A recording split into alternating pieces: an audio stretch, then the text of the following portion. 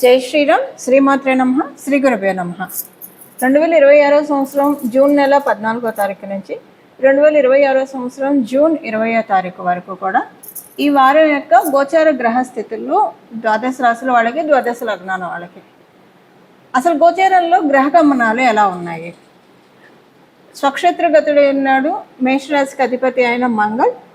అలాగే రవి వృషభ రాశిలో సంచారం చేస్తూ ఉన్నాడు.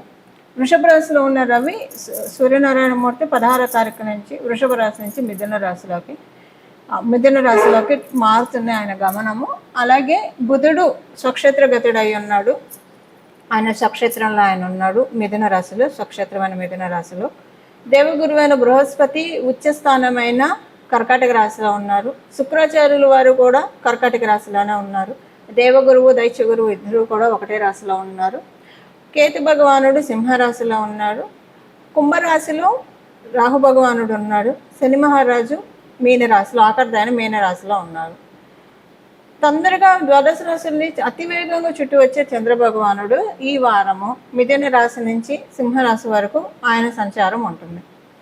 ఈ గోచార గ్రహగతులను అనుసరించి ద్వాదశ రాశుల వాళ్ళకి, ద్వాదశ లగ్నాల వాళ్ళకి ఎలాంటి ఫలితాలు ఉంటాయి? అసలు ఈ వారము ఈ ఫలితాన్ని చూడడానికి ముందుగా ఈ వారం యొక్క గోచారంలో కొన్ని విశేషాంశాలు ఉన్నాయి. రెండు గ్రహాలు స్వక్షేత్రంలో ఉన్నాయి. అవి ఏంటి? మేషరాశి అధిపతి అయిన మంగళ మేషరాశిలో సంచారము, అలాగే మిథున రాష్ట్రాధిపతి అయిన బుధ భగవానుడు ఆయన స్వక్షేత్రంలో ఆయన సంచారం. ఒక గ్రహం ఉచ్చ స్థానంలో ఉన్నది, గురు భగవానుడు ఉచ్చ స్థానంలో ఉన్నాడు. అలాగే స్వక్షేత్రంలో రాహు భగవానుడు కూడా స్వక్షేత్రంలో ఉన్నాడు. 3 గ్రహాలు స్వక్షేత్రంలో ఉన్నాయి. రాహు భగవానుడు గత కొంతకాలం నుంచి ఉన్నాడు. మళ్ళీ ఈ సంవత్సరం డిసెంబర్ వరకు కూడా ఆయన అక్కడే ఉంటాడు. తర్వాత ఆయన మారుతాడు రాశి. కుంభరాశికి అధిపతి శని మహారాజు, అలాగే రాహుదేవుడు, వీళ్ళిద్దరూ కూడా షేర్ చేసుకుంటారు. అలా ఇప్పుడు కుంభరాశిలో రాహు భగవానుడు సంచారం సాగుతుంది. ఇది చాలా మంచి ట్రాన్సిట్. ఎందుకంటే 3 గ్రహాలు స్వక్షేత్రంలో ఉండి అన్ని గ్రహాల్లోకి చాలా ముఖ్య భూమిక పోషించే దేవగురువైన బృహస్పతి కర్కాటక రాశి ఉచ్చ స్థానంలో సంచారము, అది కూడా దైత్య గురువు అయిన అసుర గురువైన శుక్రాచార్యులు వారితోటి కూడిన సంచారము కర్కాటక రాశిలో. ఇన్ని విశేషాంశాలు ఈ వారం ఉన్నాయి. ఈ విశేషాంశాలు ద్వాదశ రాశుల వాళ్ళకి, ద్వాదశ లగ్నాల వాళ్ళకి ఎలాంటి ఇంపాక్ట్ని సూచిస్తుంది, ఈ విషయాన్ని మనం చూద్దాము. చాలా మంచిది ఇది. ఒక రకంగా చెప్పాలంటే, సింపుల్గా చెప్పాలంటే, ఒక మంచి అంటే అందరం కూడా ప్రశాంతంగా మన పనులు మనం చేసుకు వెళ్ళడానికి ఇది చక్కటి, ఇప్పుడు గోచారంలో ఉన్న గ్రహస్థితులు చక్కటి కర్టన్ రైజర్ అని చెప్పడంలో ఏమాత్రం సందేహం లేదు. ఇప్పుడు మనం ఒక్కొక్క రాశి వాళ్ళకి ఎలాంటి ఫలితాలు వస్తాయో చూద్దాం. వృశ్చిక రాశి, వృశ్చిక లగ్నంలో పుట్టిన వాళ్ళకి, వృశ్చిక రాశిలో పుట్టిన వాళ్ళకి, వృశ్చిక లగ్నంలో పుట్టిన వాళ్ళకి మీకు లోన్ కోసం ఏమన్నా ప్రయత్నిస్తూ ఉంటే మీకు లోన్స్ వస్తాయి. ఎవరితోటి అయితే మీరు ఇబ్బంది పడుతూ ఉన్నారో, సిచ్యువేషన్స్ తోటి ఇబ్బంది పడుతున్నారో, మనుషులతోటి ఇబ్బంది పడుతున్నారు, అవి ఏవైతే మీరు ఇబ్బందులు పడుతున్నారో వాటన్నిటి నుంచి రిలీవ్ అవుతున్నారు. ఒక లాక్ ఓపెన్ చేస్తున్నారు. మీకు మీ రాష్ట్రాధిపతి అయిన మంగళ్ 6th హౌస్లో స్వక్షేత్ర గతుడై ఉండడం వల్ల లాక్ ఓపెన్ చేసేసేసి మిమ్మల్ని ఒక బందీఖానా నుంచి విడిపించేస్తున్నారు. సపోజ్ మీరు ఏదన్నా ఒక దీంతో ఇప్పుడు ప్రొఫెషన్లో, కెరియర్లో ఎదగాలని అనుకుంటే మీకు ఒక స్కిల్ సెట్, మీకు కంప్లీట్గా స్కిల్ సెట్ ఈ విషయంలో లేదు కాబట్టి ఇంకా నేను ముందుకు వెళ్ళలేకపోతున్నాను అని మీకు మీరే ఆపుకున్నది ఏదైనా ఉన్నా, లేదా ఏదైనా విషయంలో ఇప్పుడు ఈ పని చేయడం వల్ల ఈ ఇబ్బంది వస్తుందేమో అని ఆలోచించి ఆగిపోతూ ఉంటే ఇప్పుడు లాక్ ఓపెన్ చేసి రిలీజ్ చేస్తున్నాడు మిమ్మల్ని. అది అంటే ప్రతిబంధకాలండి. వృత్తి రీత్యా, వ్యాపార రీత్యా ప్రతిబంధకాలు ఏవైతే ఉన్నాయో అవన్నీ తొలగిపోతున్నాయి. ఫ్రీ అవుతున్నారు, లిబరేట్ అవుతున్నారు. తద్వారా ఇలా లిబరేట్ అవ్వడం వల్లే కదా మీకు కాంపిటేటివ్ సక్సెస్ రావడము. అలా కాంపిటేటివ్ సక్సెస్ చక్కగా ఉంది. విద్యార్థులందరికీ కూడా చాలా శుభ పరంపర. ఇక్కడ ఇంకొక విషయం నేను యాడ్ చేయాలి. దానికి కారణం ఏంటంటే, మంగళ స్వక్షేత్ర గతుడు అయి ఉండడం వల్ల మీరు వృశ్చిక రాశి, వృశ్చిక లగ్నంలో పుడితే మీకు ఈ పాయింట్స్ అప్లికేబిలిటీ ఉంటుంది. మీ ఇంట్లో ఎవరికైనా మంగళ మహాదశ జరుగుతూ ఉంటే వాళ్ళకు కూడా ఈ పాయింట్ అప్లికేబిలిటీ ఉంటుంది. రిలీజ్ అవుతారు, అన్నిటి నుంచి ప్రతిబంధకాల నుంచి రిలీజ్ అయ్యి లిబరేట్ అవుతారు. ఒక స్వేచ్ఛ దొరుకుతుంది వాళ్ళని వాళ్ళు ప్రూవ్ చేసుకోవడానికి. ఇది ఒకవేళ మీ ఇంట్లో ఎవరికైనా మంగళ మహాదశ జరుగుతున్నా అంతర్దశ జరుగుతూ ఉన్నా ఈ పాయింట్స్ అప్లికేబిలిటీ అవుతాయి.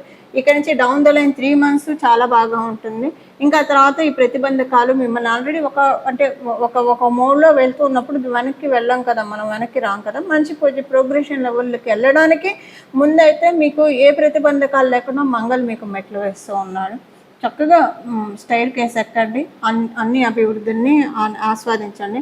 విద్యార్థినులకి చాలా చక్కటి శుభమైన సమయము. వివాహ ప్రయత్నాలు మీ జన్మ జాతకాన్ని అనుసరించి చూడాలి. గోచారం ప్రతికూలంగా లేదు, అనుకూలంగా లేదు. సెకండ్ థింగ్ ఏంటంటే మీకు వైవాహిక జీవితంలో బాగా ఉంటుంది, అనుకూలతలు ఎక్కువగా ఉంటాయి. వైవాహిక జీవితంలో ఏమైనా మనస్పర్ధలు ఉంటే అవన్నీ తొలగిపోయి అనుకూలతలు ఎక్కువగా ఉంటాయి. ఆ ప్రతిబంధకాలు ఇప్పుడు ప్రతిబంధకాలు తొలగుతాయి అంటున్నాను కదా, అది వృత్తి వ్యాపారాల్లో అవ్వచ్చు, పర్సనల్ లైఫ్లో అవ్వచ్చు, ఎన్నో ప్రతిబంధకాలు ఏ విషయాలు ఉన్నాయో ఆ ప్రతిబంధకాల నుంచి లాక్ తీస్తున్నాడు మంగళ్, తీసి మిమ్మల్ని రిలీజ్ చేస్తున్నాడు, స్వేచ్ఛనిస్తూ ఉన్నాడు. వైవాహిక జీవితంలో ప్రతిబంధకాలు ఉంటే మీకు చక్కటి అనుకూలతలు ఉంటాయి మీ ఇద్దరి మధ్య కూడా, మీకు మీ జీవిత భాగస్వామికి మధ్య. ఇవి ఈ వారం యొక్క గోచార గ్రహస్థితుల ఫలితాలు వృశ్చిక రాశి వృశ్చిక లగ్నాల్లో పుట్టిన వాళ్ళకి. ఇవి ఈ వారం యొక్క గోచార గ్రహస్థితుల ఫలితాలు మీ రాశిలో ఉన్న వాళ్ళకి. ఇప్పుడు మనము పరిహారం ఏం చేసుకోవాలో చూద్దాం. 3 గ్రహాలు స్వక్షేత్రంలో ఉన్నాయి, ఒక గ్రహం ఉచ్చ రాశిలో ఉన్నది. అది కూడా ఉచ్చ రాశిలో ఉన్న గ్రహము తన స్వరాశి అయిన మీనరాశిని వీక్షిస్తూ ఉంది. అంటే గురు భగవానుడు నవమ దృష్టితోటి మీనరాశిని చూస్తున్నాడు. అంటే శని మహారాజును కూడా చూస్తున్నాడు. మీనరాశిలో ఉన్న మీనరాశిలో ఉన్న శని మహారాజును కూడా ఆయన వీక్షిస్తూ ఉన్నాడు. ఇప్పుడు ఈ వారంలో ఉన్న గోచారము అత్యద్భుతంగా ఉంది. దానికి ముఖ్య కారణం గురు భగవానుడు ఉచ్చ రాశిలో ఉండడం. కర్కాటక రాశి ఆయన వచ్చేస్తాను, అది అన్నిటికంటే ఎక్కువ హై రోల్ ప్లే చేస్తుంది. అలాగే రాహు భగవానుడు కూడా ఆయన స్వక్షేత్రంలో ఉండడము, ఇది చాలా హై రోల్ ప్లే చేస్తుంది. అందులో ఆయన శని మహారాజుని చూడడం, నవమ దృష్టితో శని మహారాజుని చూడడం, ఇది చాలా మంచి క్యాలిక్యులేటివ్ పీరియడ్. అందరికీ కూడా క్యాలిక్యులేటివ్ పీరియడ్ మంచి ప్రొడక్టివ్ విషయాలకి చాలా బాగుంటుంది, చాలా మంచి పీరియడ్. ఈ సమయం మనందరికీ కూడా మంచి ఫలితాలను అందించడానికి గోచారం అంటే ప్రకృతి మాత రెడీగా ఉంది. అంటే ఇప్పుడు వడ్డించడం వరకే అమ్మైనా మనకు చేస్తుంది, కలుపుకొని మనమే తినాలి, లేదా నోట్లో పెడుతున్నాం, నమిలి తినే బాధ్యత మనదే కదా. అలాగా గోచారము మనకు అవకాశాన్ని ఇస్తుంది. ఆ గోచారం ఇచ్చే అవకాశాలు అంటే విస్తరలో వడ్డించిన ఆహార పదార్థాలు అని అనుకుంటే వాటిని కలుపుకొని తినడం మన కర్తవ్యం. అప్పుడే మనం ఆ ఫుడ్ని ఎంజాయ్ చేయగలుగుతాం. దాని ద్వారా వచ్చే శక్తిని, న్యూట్రిషన్ వాల్యూస్ని మనం మన బాడీలో రిటైన్ చేయగలుగుతాం. అలా ఇప్పుడు గోచారంలో అమ్మవారు అన్ని ప్రకృతి మాత అన్నీ వడ్డించి పెట్టింది. దీన్ని మనం ఎలా తీసుకోవాలి, దానికే పరిహారం చేసుకోవాలి. ఎందుకు పరిహారము? మీ జన్మజాతకం బలంగా ఉంటే కొంత మీకు వచ్చేస్తుంది. మీరు తీసుకున్న అంటే కలిపి నోట్లో పెడితేనే నావలి మింగడం వరకే. ఓకే, అంటే ఎగ్జాంపుల్కి ఇలా చెప్తే అర్థమవుతున్నా అని చెప్తాను. అలా లేకపోతే మీరు వెళ్ళి తినాలి. అంటే మీ అమ్మగారు వండి పెట్టారు, మీరు వేరే ప్లేస్లో ఉన్నారు, మీరు అక్కడ దాకా వెళ్ళి తినాలి, అప్పుడు వడ్డిస్తుండి తినాలి. అదేంటంటే దానికి ఏం చేయాలి, ఆ జర్నీ ఏదైతే ఉందో అదే పరిహారము. లేదా కలుపుకొని నవలి చక్కగా మింగడం ఏదైతే ఉందో అదే పరిహారము. ఏం పరిహారం చేసుకోవాలి ఈ వారం? చేసుకోకపోతే సింపుల్, అందులో 30% మనకు వస్తుంది. అంటే అన్నం వండి అక్కడ పెడుతున్నాము, మనం ఎప్పుడు వెళ్తే నైట్కి వెళ్తే అర్ధరాత్రి తింటే అప్పటికప్పుడు ఫ్రెష్గా వండి తిన్న వాటికి అర్ధరాత్రి అంటే ఏం తింటాం, ఎప్పుడో రాత్రి వెళ్తాం, ఏదో కొంచెం తిన్నామంటే తింటాం, పక్కన పెట్టేస్తాం, వచ్చేసేస్తాం. పూర్తిగా తీసుకోలేరు, అంతే. పరిహారం చేసుకోకపోయినా వచ్చేది వస్తుంది. కథ మొత్తం తీసుకుంటారా, కొంచెం తీసుకుంటారా, అది మీ చాయిస్. దానికి చెప్పడం నా ధర్మం కాబట్టి నేను చెప్తున్నాను. దానికి ఏం పరిహారం చేసుకోవాలో ఇప్పుడు మనం చూద్దాం. కేంద్ర స్థానం బలంగా ఉంది. దానికి కారణం ఏంటంటే దేవగురువు అయిన బృహస్పతి చతుర్థ స్థానంలో సంచారం చేయడము. అంటే 4, 7, 10 ఇవి కేంద్ర స్థానాలు. 1 కూడా వస్తుంది. 1 కేంద్ర స్థానం, కోణస్థానం 2 అవుతాయి. కేంద్ర స్థానం చాలా బలంగా ఉండడం వల్ల కేంద్రాలు విష్ణు స్థానాలు. విష్ణుమూర్తి యొక్క ఆరాధన, మీరు ఏ ఫామ్లో అయినా విష్ణుమూర్తిని ఆరాధించండి. మరీ ప్రత్యేకించి ప్రతి ఉదయం లేస్తూనే దశావతారాల్ని, విష్ణుమూర్తి యొక్క దశావతారాల్ని మనసులో ఒక్కసారి అలా స్మరించుకుంటే కనుక చాలా మంచి ఫలితాలు వస్తాయి. ప్రతిరోజు కూడా నిద్ర లేస్తాం ఆయన యొక్క దశావతారాన్ని ఒక్కసారి స్మరించుకోవడం. మీకు కుదిరితే కనుక ఆ దశావతారాల్లో కూర్మావతారం ఎందుకు తీసుకోవాల్సి వచ్చింది, వరాహ అవతారం ఎందుకు తీసుకోవాల్సి వచ్చింది, ఇలాగ మొత్తం చెప్పుకుంటూ ఉంటే మనసులో క్లుప్తంగా చెప్పుకుంటే కూడా చాలా మంచిది. అంత ఇది లేదు అనుకున్నప్పుడు దశావతారాన్ని, విష్ణుమూర్తి యొక్క దశావతారాన్ని స్మరించుకోండి. లేదా ఈ చిన్న మంత్రాన్ని, నామ మంత్రాన్ని జపించండి. శ్రీరామ జయ రామ జయ జయ రామ, శ్రీకృష్ణ జయ కృష్ణ జయ జయ కృష్ణ, హరే రామ కృష్ణ హరే రామ, హరే రామ రామ రామ హరే హరే, హరే కృష్ణ కృష్ణ కృష్ణ హరే హరే, హరే రామకృష్ణ. ఈ నామాన్ని జపించుకోండి. చాలా మంచి ఫలితాన్ని రాత్రిపూట పడుకునేప్పుడు స్మరించుకోవాలి. అలాగే ఉదయాన్నే లేస్తూ స్మరించుకోవాలి. మీకు ఎప్పుడు వీలు దొరికితే అప్పుడు మనసులో ఈ నామాన్ని ఇప్పుడు నేను చెప్పిన ఈ నామరాజాన్ని జపించుకోవడం, లేదా మీ ఇష్టదేవి దేవతలనైనా స్మరించుకోవచ్చు. మంచిది, ఎవరినైనా స్మరించుకోవచ్చు. బట్ కేంద్రాలు విష్ణు స్థానాలు కాబట్టి విష్ణుమూర్తి యొక్క నామస్మరణ అత్యద్భుతమైన ఫలితాన్ని కలగజేస్తుంది. ఇలాగా రోజంతా కూడా మనసులో ధ్యానించుకోవడము. ఇప్పుడు మనం రాత్రిపూట పడుకుంటాము, ఉదయాన్నే లేస్తాము. ఫిజికల్గా మనం లేస్తాము, మన బాడీ లేస్తుంది. కానీ మన ఆత్మ లేస్తుందా? మన ఆత్మ లేస్తే, ఆత్మ చైతన్యం ఎప్పుడైతే కలుగుతుందో మన జీవితం సుగమం అవుతుంది. మనం చేపట్టే ప్రతి పని విజయవంతం అవుతుంది. అలాగే మనము ఏ పని చేస్తే మనం టువర్డ్స్ మోక్షానికి అటైన్ అవ్వగలుగుతామో అలాంటి పనులే మనం చేస్తాము. అంటే చాలామందికి ఉపయోగపడే పనులు చేస్తాము, మన వల్ల కొంతమందికి ఉపయోగపడే పనులు చేస్తాము. లేకపోతే ఇబ్బంది అయితే అవతల వాళ్ళని పెట్టకుండా మన పనులు మనం చేసుకొని వెళ్తాము. అలా మనం కర్మ బంధనంలోకి చిక్కుకోకుండా అంటే కర్మల్ని మనం ఫలితాన్ని ఆశించకుండా అలా కూడా చేస్తారు. కొంతమంది వాళ్ళ పనులు వాళ్ళు చేసుకుంటూ వెళ్తారు. రిజల్ట్స్ కోసం అస్సలు ఎదురు చూడరు. అంటే చాలా ప్రాక్టికల్ మైండ్ సెట్ ఉంటుంది. మంచి రిజల్ట్స్ వచ్చినా ఓకే, భగవంతుడు ప్రసాదించాడు అనుకుంటారు. ఒకవేళ చెడు రిజల్ట్స్ వచ్చాయా, ఇది కూడా ఈశ్వరానుగ్రహమే లేదా విష్ణు అనుగ్రహమే, దీంతో నాకు ఎంతో ఇవ్వాల్సింది కర్మభారాన్ని దీంతో తీసేస్తాడు అన్న ఒక యాటిట్యూడ్ తోటి వాళ్ళు వెళ్ళిపోతూ ఉంటారు.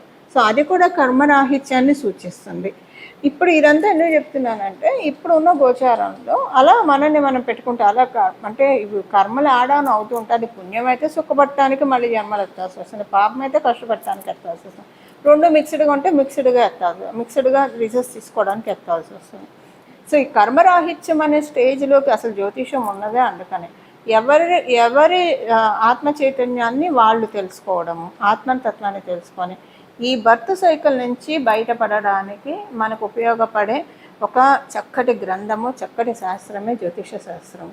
ఇలాగా మనల్ని మనం బయటపడేసుకోవడానికి ఇది ది బెస్ట్ పీరియడ్. ఇప్పుడు ఇదంతా నేను చెప్తున్నా అంటే ఇప్పుడు ఇది మంచి పీరియడ్ కాబట్టి ఇప్పుడు నేను చెప్పిన ఈ నామజపాన్ని స్మరించుకోవడం వల్ల ఆత్మ చైతన్యం కలుగుతుంది. దానివల్ల కర్మరాహిత్యమైన స్థితికి వెళ్తాం. అంటే కర్మల్ని చేస్తాము, కర్మ ఫలితాన్ని ఆశించకుండా చేసి కర్మరాహిత్యమైన స్థితికి పొంది కైవల్యాన్ని, అంటే ఇప్పుడు కాదు వచ్చే జన్మల్లో ఒకటి ఫస్ట్ మనల్ని మన అర్హుల్ని చేసుకోవాలి కదా, దానికి ఇది బెస్ట్ అవుతుంది. అంటే లౌకికంగా ఏముండవు అసలు, ఇవన్నీ జరిగితే లౌకికంగా అన్నీ సులువైపోతాయండి, అన్నీ సులువవుతాయి, ప్రతిదీ సులువు అవుతాయి. సో అలా మనల్ని మనం పెట్టుకోవడానికి ఇది చాలా అంటే చాలా పర్ఫెక్ట్ పీరియడ్.